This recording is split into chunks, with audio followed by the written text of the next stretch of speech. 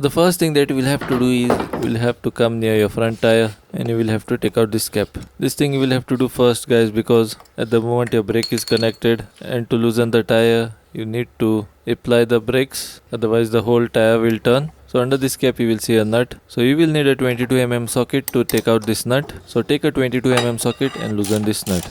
Once this nut becomes loose, you will have to come on the other side of the tire, and from this side now you will have to disconnect the brake cable and the speedometer cable.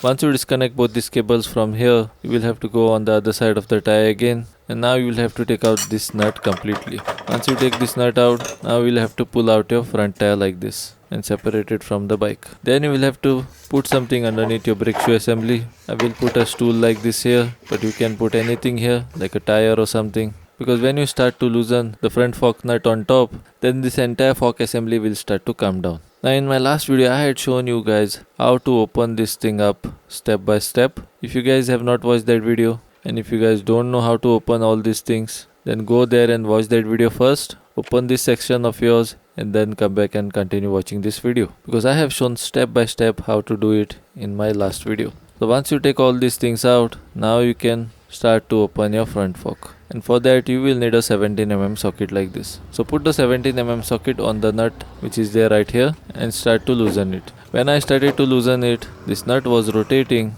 but along with it even the bolt was rotating. So like this it will not loosen up. So then you will have to take a 8 number Allen key, because the bolt which is there here is a Allen key bolt, as you guys can see. So on one side you will have to place the Allen key on the bolt like this. See that you put it inside properly, otherwise your bolt can slip. And then on this side use the 17 mm socket. With one hand hold the Allen key, and with the other hand rotate this nut. Once it becomes loose, I will change my wrench here, and I will use this wrench, because with this wrench you can rotate the nut easily like this. So now you will have to take this nut and bolt out completely. We are removing this because, guys, our handlebar, we have to separate it from the fork completely to replace the bearing balls. So here comes out my nut and bolt. How it looks like, you guys can see that here. On this, two visors are there. So put the visors on the bolt like this, and see that you put the nut back on the bolt and keep it in the safe place. Once you take this out, you will have to tap the handlebars like this, and you will have to rotate it a little bit, wiggle it a little bit, and push it upwards and take it out from the fork assembly. Before you tap this, see that you disconnect the speedometer cable. Speedometer cable should not be connected when you are doing this, otherwise you won't be able to pull it up like this. Once you disconnect the speedometer cable, you can start to wiggle the handlebars like this to take it out. So here comes out the handlebar, and once it comes out like this, keep the entire headlight assembly like this on the side. It is still connected, but keep it like that. Then you will see that there is a cap on the fork assembly. Just pull this cap out. Once you pull out this cap, we'll go a little bit closer and we'll see the condition of my front fork ball bearings. Now as you guys can see, inside of these ball bearings, there are only half the amount of balls, and there are many balls missing. This is the reason why this bike, whenever it went on top of a bumpy road or on a speed breaker, it would make a big sound and it would wiggle a lot as well. So let's see what happens, guys. Now to loosen this, there comes a special tool. I don't have that tool with me, so I will use a big screwdriver like this, and I will tap a hammer on top of the screwdriver to loosen this lock nut. So the moment I tap the screwdriver with a hammer 2 times, immediately this lock nut became loose. So now you will have to rotate this nut like this, and you will have to take it out completely. Underneath you will notice that there is a washer. Take that washer out as well, and now you will have to start loosening the top bearing race. So as you guys can see, what is the condition of these bearing balls. Now these balls, guys, you will not get in the local market that easily. So I will have to go to the service center, but I don't want to go to the service center at the moment. First I will open this, then I will see what size steel balls these are. Then I will take those balls near a cycle repair shop, and I will try to get similar balls like this. So guys, now we will have to loosen this top bearing race or bearing cup, and to loosen that also I don't have any tool. But here again I will use this screwdriver, and I will tap it with a hammer, and I will loosen it like this. Now if you have not kept a stool or something under your brake shoe assembly, then the moment you loosen this, your entire fork assembly will start to go down, and it will be always under pressure. When that happens, it becomes very difficult to loosen this race with your hands like this, because it stays under pressure. Now because I have put a stool under my brake shoe assembly, that is the reason why the fork stays like this, and I can easily turn this with my hands like this. and take it out completely. So once you take this out completely, now you'll have to take out the stool that you have put under your brake shoe liners. And the moment you take the stool out, your entire fork assembly will come down like this. Now to take this fork assembly out completely, underneath the mudguard, your speedometer cable and your brake cable will be connected. You'll have to disconnect both of those, and then you can pull out this entire assembly from here. But the moment my fork assembly came down, I noticed that I don't have to take this entire assembly out because my down ball bearings were proper. All the balls were present, so I didn't have to take out the entire thing. If some of the balls from here went missing, then you will have to pull out the entire fork assembly by pulling it out from here. Then you will have to slide the ball bearing ring from top, which will reach here, and again you will have to put this assembly back inside of this hole.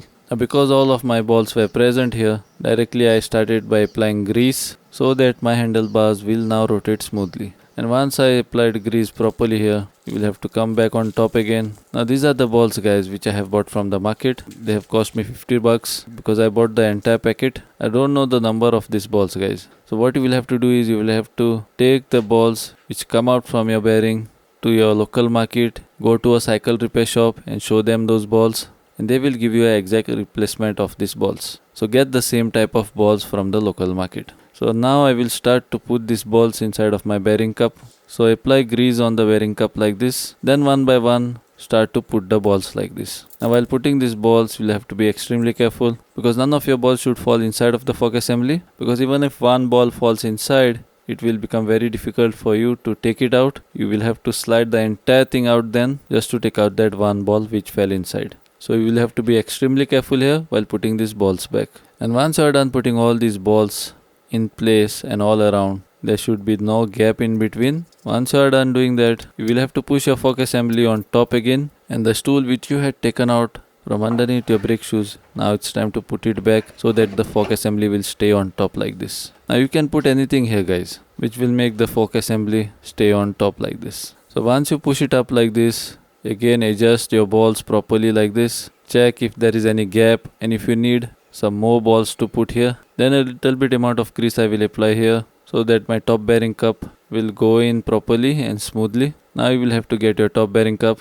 and now you will have to put it back, and you will have to tighten it properly with the help of a screwdriver and a hammer. So tap the screwdriver with the hammer like this and tighten it properly. Once you tighten it properly, rotate the entire assembly like this and see if it is rotating smoothly. If it is rotating smoothly, then again for the last time, give 2 taps with the hammer like this, and that would be enough. Then the washer that you had taken out from here, put it back. Then the lock nut which you had taken out from here, now it's time to put it back and see that you tighten it properly as well. On top of that also, see that you tap with the screwdriver and hammer like this. Now a special tool comes to tighten and loosen this, which I don't have. If you want, you can even use that tool. But with this technique, I am done with my job. Then you will have to put back the tire and the nut which you had taken out from the tire. Now it's time to put it back and tighten it properly. Then there was a cap on top of this nut. Just remember to put that cap back. So once you put back the tire, again you will have to come on top side. And here there was one cap which we had taken out. Now it's time to put that cap back.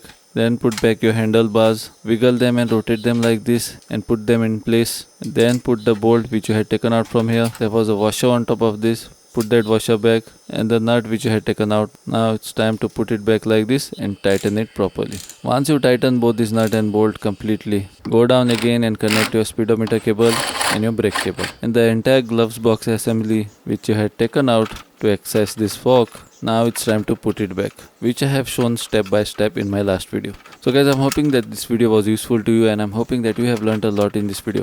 If you found this video useful, then see that you like and share it with your friends and family. And if you guys have not yet subscribed to my channel, then see that you subscribe to my channel and keep that bell icon pressed so that you will not miss any of my future videos. Till then, this is Raisen for Nandy signing out. Until we meet again.